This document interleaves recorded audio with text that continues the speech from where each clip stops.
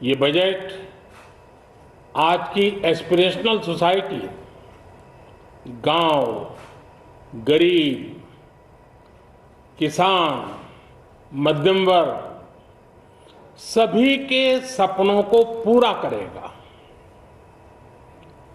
मैं वित्त मंत्री निर्मला जी और उनकी टीम को इस ऐतिहासिक बजट के लिए बधाई देता हूं।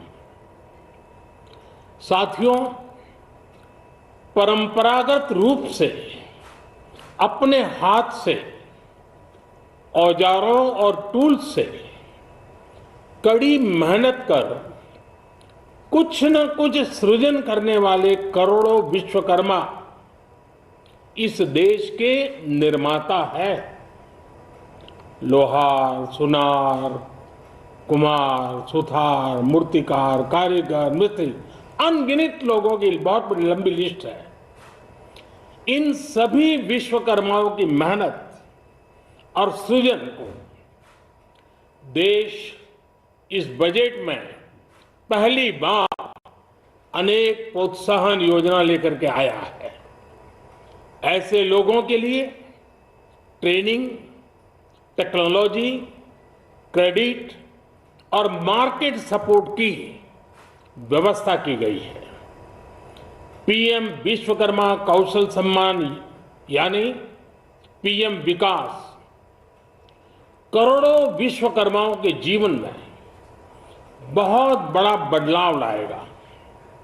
साथियों, शहरी महिलाओं से लेकर गांव में रहने वाली महिलाएं हो,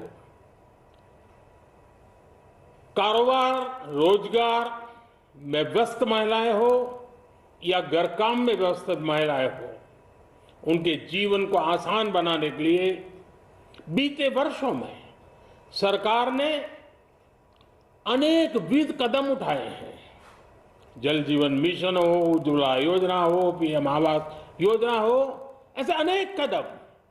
इन सबको बहुत बड़ी ताकत के साथ आगे बढ़ाया जाएगा। उसके साथ साथ महिला सेल्फ हेल्प ग्रुप एक बहुत बड़ा सामर्थ्यवान क्षेत्र आज भारत में बहुत बड़ी जगह अपने आप एक्वायर कर चुका है। उनको अगर थोड़ा सा बल मिल जाए तो मिरेकल कर सकते हैं। और इसलिए विमेन सेल्फ हेल्प ग्रुप उनके सर्वांगीण के विकास के लिए नई पहल इस बजट में एक नया आयाम जोड़ेगी। महिलाओं के लिए एक विशेष बचत योजना भी शुरू की जा रही है और जनधन अकाउंट के बाद ये विशेष बचत योजना सामान्य परिवार की गृहिणी माताओं बहनों को बहुत बड़ी ताकत देने वाली है। ये बजट सहकारिता को ग्रामीण अर्थव्यवस्था के विकास की दूरी बनाएगा। सरकार ने कोऑपरेटिव सेक्टर में दुनिया की सबसे बड़ी अन्न भंडारण योजना बनाई है, स्टोरेज कैपेसिटी।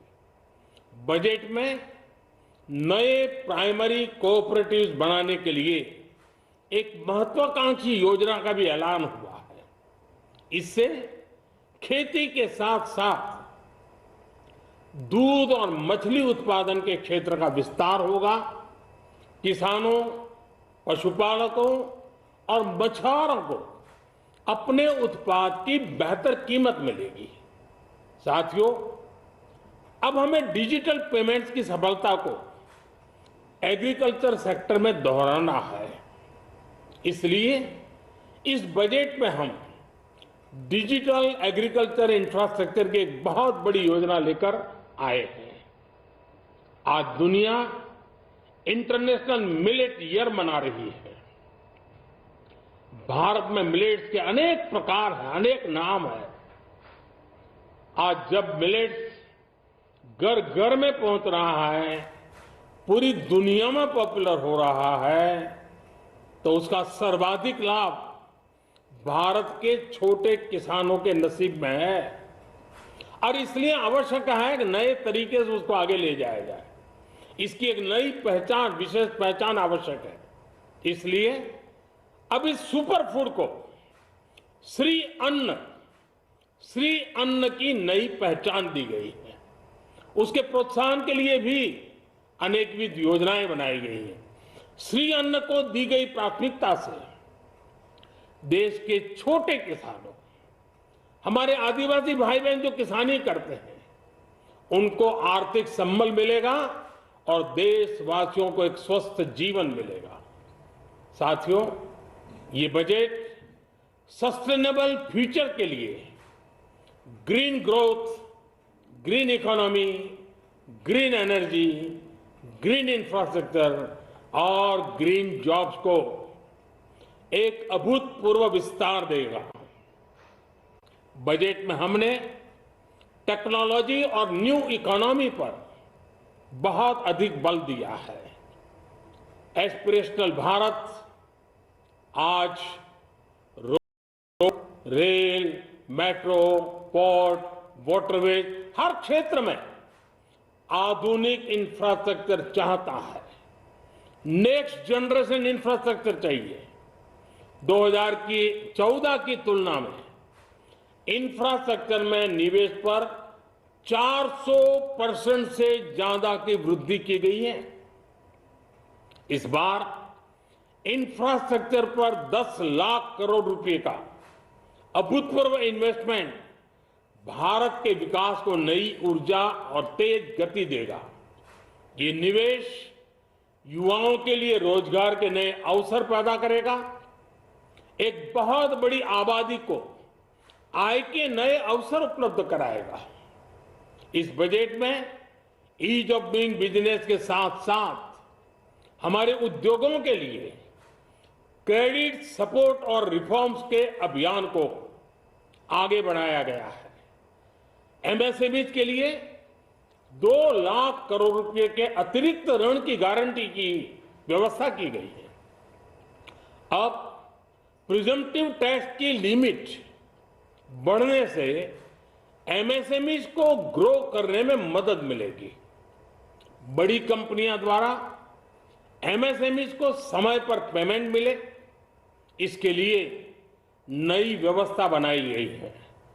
साथियों, बहुत तेजी से बदलते भारत में मध्यम वर्ग, विकास हो या व्यवस्था हो, साहस हो या संकल्प लेने का सामर्थ्य हो, जीवन के हर क्षेत्र में आज भारत का मध्यम वर्ग एक प्रमुख धारा बना हुआ है। समृद्ध और विकसित भारत के सपनों को पूरा करने के लिए मध्यम वर्ग एक बहुत बड़ी ताकत है। जैसे भारत की युवा शक्ति ये भारत का विशेष सामर्थ्य है, वैसे ही बढ़ता हुआ भारत का मध्यम वर्ग भी एक बहुत बड़ी शक्ति है। मध्यम वर्ग को सशक्त बनाने के लिए हमारी सरकार ने बीते वर्षों में अनेकों निर्णय लिए और ईज ऑफ लिविंग को सुनिश्चित किया है। हमने टैक्स रेट को कम किया है, साथ ही प्रोसेस को सिंप्लीफाई, ट्रांसपेरेंट और फास्ट किया है। हमेशा मध्यम वर्ग के साथ खड़ी रहने वाली हमारी सरकार ने मध्यम वर्ग को टैक्स में बड़ी राहत दी है। इस सर्वस्पर्शी और विकसित भारत के निर्माण को गति देने वाले बजट के लिए मैं फिर एक बार निर्मला जी और उनकी पूरी टीम को बहुत बहुत बधाई देता हूं और देशवासियों को भी बहुत बधाई के साथ साथ मैं आह्वान करता हूं, आइए अब नया बजट आपके सामने है, नए संकल्पों को लेकर के चल पड़े। 2047 में समृद्ध भारत, समर्थ भारत, हर प्रकार से संपन्न भारत हम बना के रहेंगे। आइए इस यात्रा को हम आगे बढ़ाएं। बहुत बहुत धन्यवाद।